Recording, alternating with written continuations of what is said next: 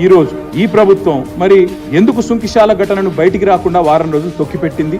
ఈ విషయం బయటికి చెప్పాలి. ముఖ్యమంత్రి హైదరాబాద్ లో ఉన్నాడు ఈ ఘటన జరిగినప్పుడు. హి was in Hyderabad, he was in Telangana. కానీ ఘటన జరిగిన తర్వాత కూడా 24 గంటల తర్వాత ముఖ్యమంత్రి గారు బలాదూర్ అని చెప్పి ఆయనతో అమెరికా విమానం ఎక్కి వెళ్ళిపోయాడు. కనీసం పర్యవేక్షణ లేదు, రిపోర్ట్ లేదు, చూసింది లేదు.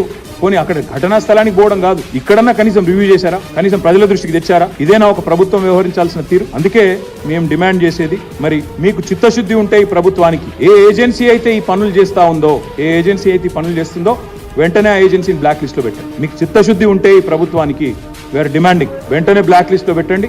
వాళ్ళు మళ్ళీ ఒక వర్క్ కూడా ఈ రాష్ట్రంలో చేయడానికి వీలు లేకుండా ఏ డిపార్ట్మెంట్ అయినా ఇంజనీరింగ్ డిపార్ట్మెంట్ కఠినమైన చర్యలు తీసుకోవాలని చెప్పి మేము డిమాండ్ చేస్తా ఉన్నాం. ఇవాళ ఉప ముఖ్యమంత్రి గారు ఏదో పోతున్నారు సైట్ అని చెప్పారు. నేను ఉప ముఖ్యమంత్రి గారిని డిమాండ్ చేస్తా ఉన్నా, ఎంతసేపు వేరే వాళ్ళ మీద నిందలు మోపి తప్పించుకుంటామంటే కుదరదు.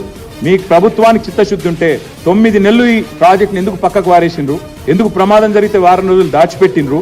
ఎందుకు సోషల్ మీడియా ద్వారా బయటకు వచ్చిన తర్వాత ఎందుకు మీ ప్రభుత్వం ఇవాళ దిద్దుబాటు చర్యల్లో భాగంగా కేసీఆర్ ప్రభుత్వం మీద నిందలేస్తున్నదో చెప్పాలి. నిజంగానే ముఖ్యమంత్రికి తెలియకపోతే అది కూడా చెప్తా ఉంది. నిజంగానే ముఖ్యమంత్రికి తెలియదు ఈ రోజు వరకు అనుకుంటే, నిన్నటి దాకా సోషల్ మీడియాలో వచ్చేదాకా అనుకుంటే, మరి ఈయనకు పరిపాలన మీద పట్టుందా?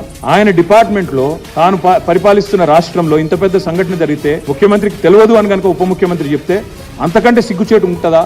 ఆలోచించండి. ఒకవేళ తెలిసి కూడా 24 గంటలు సమీక్ష చేయకుండా పట్టించుకోకుండా ముఖ్యమంత్రి విమానం ఎక్కి వెళ్ళిపోయిందంటే అంతకంటే బాధ్యతారాహిత్యం ఉంటుందా అని నేను అడుగుతా ఉన్నాను.